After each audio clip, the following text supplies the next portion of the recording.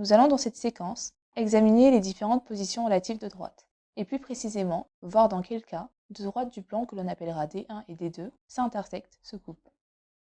Une première possibilité est d'avoir les deux droites qui se coupent en un point, que l'on appelle point d'intersection. On dit alors que les droites sont séquentes. Une autre possibilité est d'avoir les deux droites confondues. Elles définissent dans ce cas le même ensemble infini de points. Une dernière possibilité est que les deux droites soient parallèles et distinctes. Nous dirons parallèles strictement, deux droites confondues étant également parallèles. Comment savoir dans lequel des cas nous sommes? Nous allons voir qu'il existe, à partir des équations des droites, une manière simple de savoir si les droites sont parallèles ou séquentes. Partons des vecteurs directeurs des droites. Les droites D1 et D2 sont parallèles si et seulement si leurs vecteurs directeurs, respectivement V1 et V2, sont colinéaires. Écrivons les équations de D1 et D2 dans un repère du plan. Notons AX plus BY plus C égale à 0, une équation cartésienne de D1, et A'X plus B'Y plus C' égale à 0, une équation de D2. On sait que le vecteur de coordonnées -BA est un vecteur directeur de D1. Supposons qu'il s'agisse de V1. De même, considérons V2 de coordonnées -B'A'. Pour que les droites D1 et D2 soient parallèles, il suffit que les vecteurs directeurs V1 et V2 soient colinéaires, ce qui équivaut au déterminant de V1 et V2 égal à 0. En écrivant les coordonnées de ces deux vecteurs, on trouve AB' moins A'B égale à 0. À partir des équations des deux droites, on a ainsi un critère simple qui nous permet de savoir si elles sont parallèles ou non. D1 et D2 sont parallèles si et seulement si AB' moins A'B est égal à 0. On a une relation d'équivalence. Donc si AB' moins A'B est différent de 0, alors D1 et D2 ne sont pas parallèles. Si les droites D1 et D2 ne sont pas parallèles à l'axe des ordonnées, en divisant par B et B', qui sont dans ce cas non nuls, l'égalité AB' moins A'B est égale à 0 devient moins A sur B qui est égal à moins A' sur B', qui sont les coefficients directeurs des deux droites. Ainsi, les droites D1 et D2 sont parallèles si et seulement si les coefficients directeurs sont égaux, si et seulement si elles ont la même pente. Voyons sur un exemple. La droite T1 a pour équation 2x plus 3y moins 5 égale à 0, et D2, 5x moins 6y moins 8 égale à 0. Ces deux droites sont-elles parallèles? En gardant les mêmes notations que précédemment, on pose A égale à 2, B égale à 3, A' égale à 5 et B' égale à moins 6. On calcule AB' moins A'B, qui est égal à 2 fois moins 6, moins 5 fois 3, soit moins 27. On trouve un nombre différent de 0, donc les droites D1 et D2 ne sont pas parallèles. Si l'on trace les droites dans un repère, on observe bien qu'elles sont séquentes.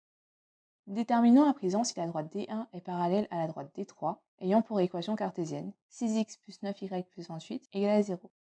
On écrit comme précédemment les coefficients, A égale à 2 et B égale à 3 pour D1, et A' égale à 6, B' égale à 9 pour D3. On calcule ensuite AB' moins A'B, qui donne 2 fois 9 moins 6 fois 3, donc 0. Comme AB' moins A'B est égal à 0, les droites D1 et D3 sont parallèles, ce qui se voit sur un graphique si l'on trace les deux droites. Examinons sur l'exemple suivant le parallélisme des droites lorsqu'elles sont définies par leur équation réduite. On compare dans ce cas leurs coefficients directeurs. Pour la droite D4, le coefficient directeur noté M4 est égal à 8. Pour D5, il est égal à M5 égal à 8. Et pour D6, M6 égale à 12. Les droites D4 et D5 ont le même coefficient directeur, elles sont donc parallèles. Tandis que les droites D4 et D6 ont des pentes distinctes, donc elles ne sont pas parallèles. Cela s'observe bien si l'on trace ces trois droites dans un repère du plan. Maintenant que nous savons déterminer si deux droites sont parallèles ou non, intéressons-nous à leur intersection. On considère à nouveau les droites D1 et D2, dont les équations cartésiennes sont affichées. Un point appartient à la droite D1, si et seulement si ses coordonnées vérifient l'équation de D1. De même, il appartient à la droite D2, si et seulement si ses coordonnées vérifient l'équation de D2. Donc, le point d'intersection, s'il existe, comme il appartient aux deux droites, a ses coordonnées qui vérifient simultanément les deux équations. Ces coordonnées doivent ainsi vérifier le système que l'on a noté S, composé des équations des droites D1 et D2. Chercher les coordonnées d'un éventuel point d'intersection des deux droites revient donc à résoudre un système de deux équations que l'on dira linéaire à deux inconnus, x, y. Voyons tous les cas possibles dans la résolution de ce système.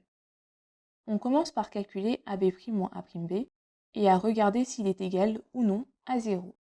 Si AB' moins A'B est différent de 0, alors les vecteurs directeurs des deux droites, notés V1 et V2, ne sont pas collinéaires, leur déterminant étant non nul. Les deux droites sont alors séquentes en un point, noté ici A. Le système a dans ce cas une unique solution qui est le couple des coordonnées du point A d'intersection des droites D1 et D2. Si AB' moins A'B est égal à 0, alors les vecteurs V1 et V2 sont dans ce cas collinéaires, le déterminant de ces deux vecteurs étant égal à 0. Les droites D1 et D2 sont alors parallèles. Soit elles sont distinctes, on dit alors qu'elles sont strictement parallèles, et le système S n'a dans ce cas pas de solution. Soit elles sont confondues, et dans ce cas, le système S a une infinité de solutions. Tout point de la droite est un point d'intersection. La résolution d'un système linéaire à deux équations aboutira ainsi à une de ces trois situations, où il y a une unique solution, pas de solution, ou une infinité de solutions. Reprenons l'exemple des droites D1 et D2.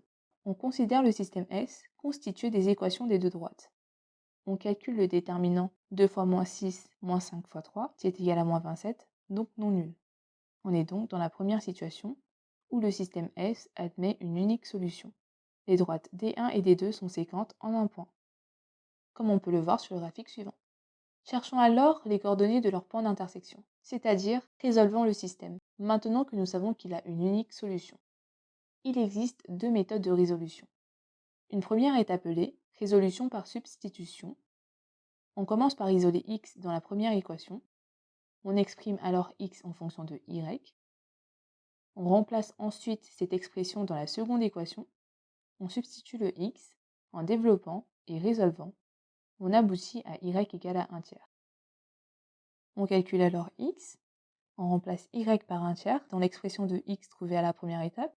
On obtient x égale à 2. Il ne reste alors plus qu'à conclure. Le système admet pour unique solution 2, 1 tiers, qui sont ainsi les coordonnées du point d'intersection des droites D1 et D2. La deuxième méthode est appelée résolution par combinaison linéaire. On commence par multiplier chaque équation par le coefficient devant x de l'autre équation. On multiplie donc ici la première équation par 5 et la seconde par 2. On a alors le coefficient devant x qui est égal dans les deux équations. On soustrait ensuite la seconde équation à la première. Les 10x s'éliminent, il ne reste plus que l'inconnu y.